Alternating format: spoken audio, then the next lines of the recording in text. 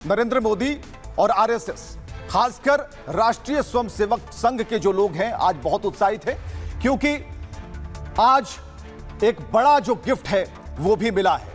मोदी का नवरात्रि गिफ्ट क्या है ये हम आपको बताते हैं। वो ऐसा वैसा गिफ्ट नहीं है, बल्कि आप देखेंगे मोदी बिहार को लेकर काफी संजीदा हैं। बिहार में छात्रों के भविष्य के साथ कोई खिलवाड़ ना हो, इस बात को लेकर नरेंद्र मोदी संजीदा हैं। इसलिए उन्होंने एक बड़ा तोहफा देने की बात कही है।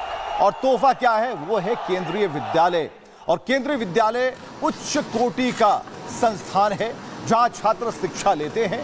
और उसका जो मामला है, जो पूरी तरीके से उन्होंने प्लानिंग तैयार की है, वो कहीं ना कहीं बता रहा है कि प्रधानमंत्री नरेंद्र मोदी चाहते हैं कि बिहार शिक्षा के मामले में अव्वल रहे, छात्रों को किसी भी तरह की कोई परेशानी ना हो। इसलिए जब कैबिनेट की मीटिंग हुई, उस कैबिनेट की मीटिंग में बिहार को सबसे बड़ा तोहफा दे दिया गया।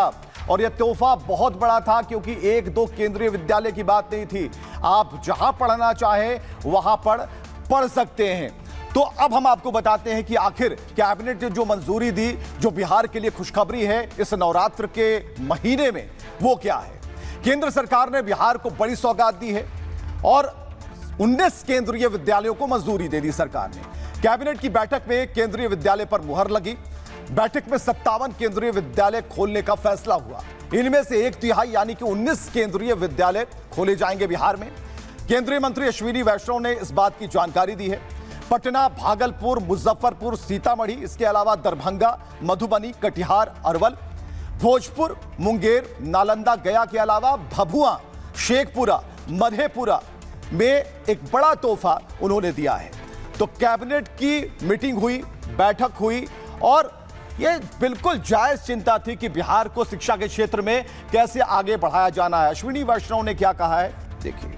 5,863 करोड़ के इन्वेस्टमेंट से देश भर में नए केंद्रीय विद्यालय खोले जाएंगे।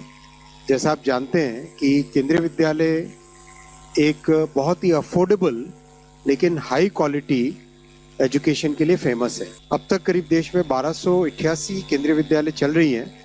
14 लाख स्टूडेंट्स हैं देश भर में। इसको और आगे बढ़ाने के लिए 57 न्यू केंद्रीय विद्यालय खोले जाएंगे। जिन जिलों में एक भी केंद्रीय विद्यालय नहीं है उनमें 20 जोड़े गए हैं।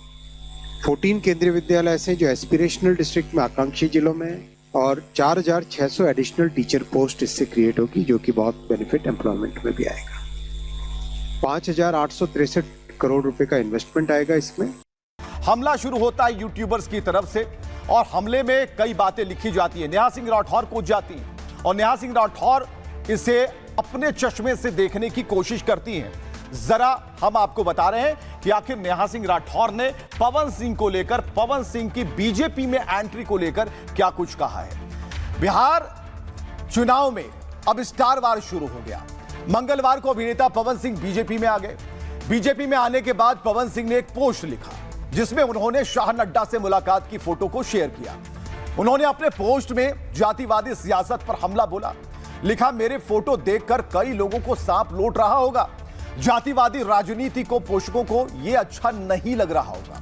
और पवन सिंह के इसी पोस्ट के बाद नेहा राठौर ने एक पोस्ट किया जिसमें नेहा राठौर ने एक्ट्रेस अंजलि की तस्वीर शेयर की, जिसमें पवन सिंह अंजलि की कमर छूते नजर आ रहे हैं।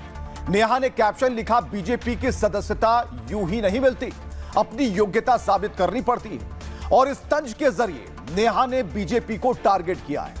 नेहा सिंह राठौर पहले भी बीजेपी को टारगेट करती रही हैं। हालांकि एक्ट्रेस अंजलि मामले में पवन सिंह ने सफाई दे दी थी। पवन ने लिखा था, अंजलि जी, मेरा कोई गलत इरादा नहीं था। अगर मेरे व्यवहार से आपको तकलीफ हुई तो हां, मैं माफी मांगता हूं। तो इसके बाद जो सियासी लोग हैं वो एक्टिव हो जाते हैं, क्योंकि अब तो बयान देना है, तो बयान देने का सिलसिला शुरू हो जाता है। क्या बयान दिए जा रहे हैं, सुनिए। तो पहले तो ये देखना होगा कि ये जो SIR का पब्लिकेशन होता है उसमें कहाँ तक वो सही है, कहाँ तक वो जो शिकायतें थी उसको दूर किया गया है, और नहीं तो मामला आगे भी बढ़ सकता है। 6% ही कटे हैं और ये जो घुसपैठिए की बात लोग कर रहे थे तो उसमें तो सिटीजनशिप का कोई ये आया नहीं। सुप्रीम कोर्ट इस केस को देख रहा है और जो भी गड़बड़ियां होंगी हम लोग वेट करेंगे 5 तारीख को क्या डायरेक्शन आता है। चलिए, आरएसएस के लिए आज का दिन बहुत बड़ा था, क्योंकि आज आरएसएस ने 100 साल पूरे कर लिए। तो पार्टी तो बनती थी, इसलिए भव्य आयोजन हुआ। 100 साल बेमिसाल। कुछ तस्वीरों से इसे जरा जोड़ने की कोशिश करते हैं। तस्वीरें बता रही हैं कि आरएसएस किस तरीके से हिंदूवादी संगठन के तौर पर देश में जब जब जरूरत पड़ी तो उन प्रभावित इलाकों का, प्रभावित मौसम में तल बल के साथ इन्होंने काम किया। सेवा की भावना कूट-कूट कर भरी थी, सोच हिंदूवादी थी, राष्ट्रवादी थी। इसके बाद 70 के दशक की एक तस्वीर, जिसमें देश के प्रधानमंत्री नरेंद्र मोदी नजर आ रहे हैं, जिन्होंने एक लंबी पारी खेली और खेल रहे हैं, क्योंकि अंदर राष्ट्र भावना है, जनहित की भावना है। तस्वीरें बहुत कुछ कह रही है। एक दो नहीं, संघ के शताब्दी वर्ष में प्रधानमंत्री मोदी ने शिरकत की, जबकि ये केंद्र सरकार का कार्यक्रम था।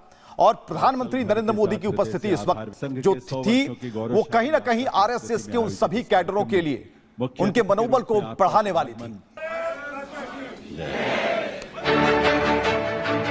तो डाक टिकट जारी किया गया उस वक्त, डाक टिकट जारी किया गया। प्रधानमंत्री नरेंद्र मोदी ने 100 वर्ष पूरे होने पर डाक टिकट जारी किया। इसके अलावा उन्होंने सिक्का भी जारी किया है। तो ये तस्वीरें आप देख पा रहे हैं, डाक टिकट जब जारी किया गया और 100 रुपए के सिक्के जारी किए गए।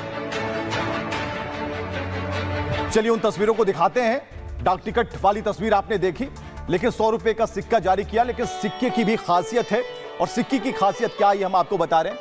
सिक्के पर एक तरफ क्या है उसे हम देख रहे हैं। सिक्के पर भारत माता की छवि उकेरी हुई है। ये तस्वीरें आप देख पा रहे हैं।